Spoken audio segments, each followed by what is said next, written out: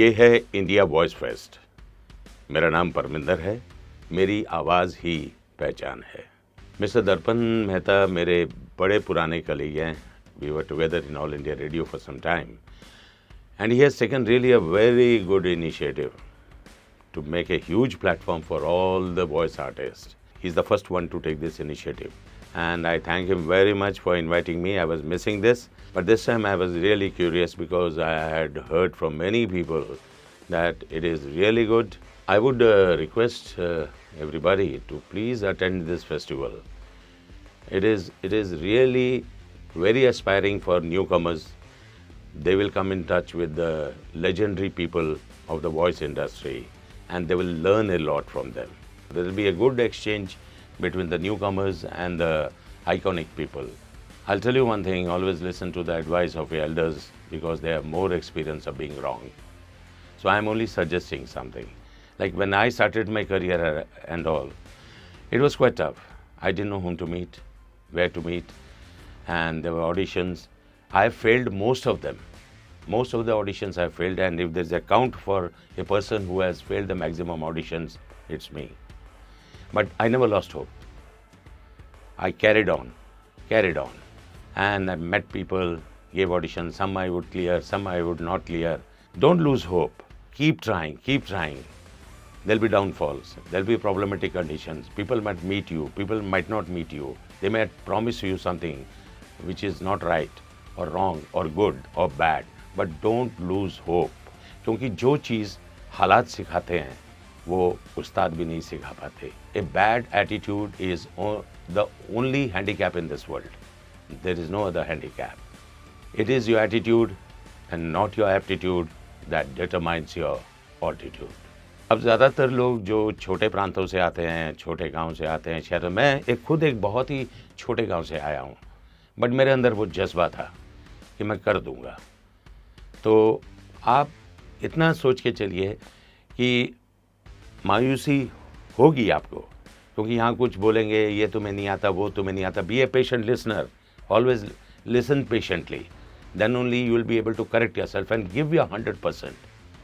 और एक सजेशन मैं न्यू कमर्स को दूंगा, don't have a submissive attitude कि हमेशा झुक के बात करना कि सामने कोई खड़ा है, ऐसा है, पता नहीं कितना बड़ा दिग्गज है.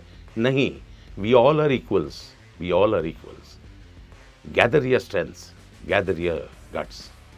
और कभी कभी नए बच्चे डर जाते हैं कि ये चीज़ कैसे मांगूं, वो कैसे बोलूं, ये कैसे करूं. नहीं, ऐसे डरिए मत. एक कॉन्फिडेंस रखिए अपने चेहरे के ऊपर और अपनी पर्सनालिटी के ऊपर. ये हार्डवर्क नाम की कोई चीज़ नहीं होती है. You have to work smart. अब डबिंग करते कुछ लोगों को लगने लगा कि मेरी आवाज़ अमरीश पुरी साहब से मिलती है, ओम पुरी साहब से मिलती है. तो मैं थोड़ी बहुत प्रैक्टिस करता था अपने घर पे and I could feel that yes I can dub for them. तो एक बार ऐसा हुआ कि एक फिल्म चाइना गेट डब हो रही थी. तो उस दौरान मैं ओम पुरी साहब की थोड़ी बहुत डबिंग कर चुका था. तो उन्होंने मुझे बुलाया कि कुछ 2-3 लाइनें मिस हो गई हैं ओम पुरी साहब की, तो आप आइए ज़रा डब कर दीजिए. तो मैं गया स्टूडियो में, तो उनकी 2-3 लाइनें मैंने डब कर दी. थोड़ी देर के बाद अमरीश पुरी साहब आए. तो ऐसे उनको ये नहीं लग रहा था कि उन्होंने डब नहीं किया है, उनको बिल्कुल लगा कि उन्होंने डब किया है. तो उतने में ये सारे असिस्टेंट्स वगैरह थे, वो हंस पड़े और बोले कि सर ऐसे मजाक किया था, ये परमिंदर है, इससे हमने करवा लिया था. कोई मजाक नहीं. This is the last time I am warning you, without my permission you will not dub.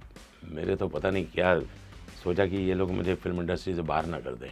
I love the voice of Firoz Khan, I love the voice of Jackie Shroff, I love the voice of Gulzar Sahab, I love the voice of Jagjit Singh Sahab. Spoken language, पता नहीं दिल से इनकी बड़ी smooth base मुझे लगती है.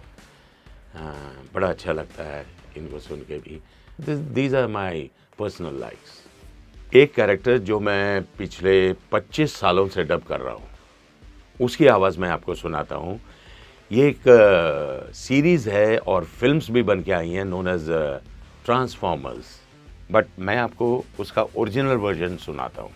ये प्लेनेट हमारा है, हम इस पे राज करेंगे. कोई हमें नहीं रोक सकता।